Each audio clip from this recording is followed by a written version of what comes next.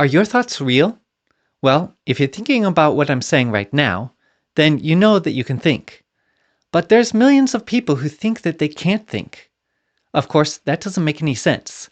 But the obvious fact that you can think also reveals the answer to the most important question you will ever ask. This question affects practically everything you believe and do. And those who get the answer wrong believe and do stupid things.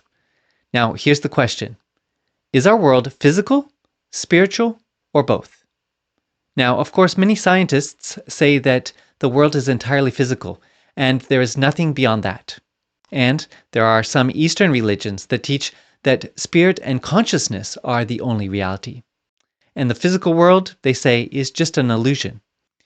But most people believe that there's both a spiritual world and a physical one. Only one idea can be correct, and if you get the answer wrong, you're going to live your whole life believing and practicing nonsense. So you've got to think carefully about this one to make sure you've got it right. But fortunately, the answer is not that hard to find, if you actually want to know the truth.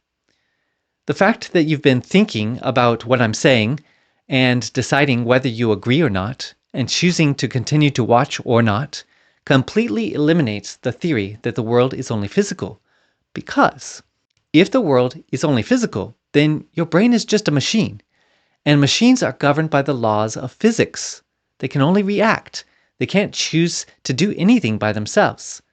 Clocks, for example, can't choose to change their time, and waves on the ocean can't choose to stop.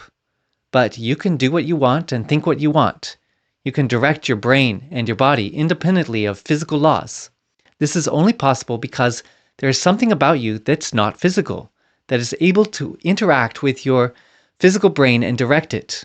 Without this spiritual component, you couldn't control anything that you did. You couldn't control your thoughts because your brain and body would just be reacting to the environment around you in pre-programmed ways. And without the ability to have independent thoughts, your thoughts would not have any more meaning than the wind blowing through the leaves. In fact, your whole life would be meaningless. Of course, you know that none of this is true because you can think for yourself and you can just reject this nonsense. The simple proof that the spirit world is real is the fact that your experience of life is primarily a spiritual experience filled with endless thoughts and choices.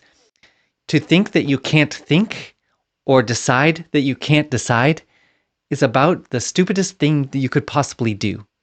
So, now that we have seen very clearly that the spiritual world is most certainly real, we are left now with the question about the physical world. Is it real or is it just an illusion? The answer again is pretty obvious. Your entire life experience confirms that what we see is real.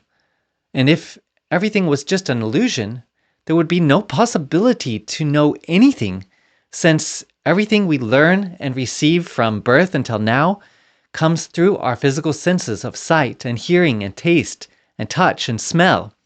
So you already know the answer to the most important question, and that is that our world is both physical and spiritual. And this reality guides us to the truth about other big questions in life, like, why am I here? What am I supposed to do with my life? And what happens after death? But I'm going to answer those questions in other videos, like the one on the screen right now.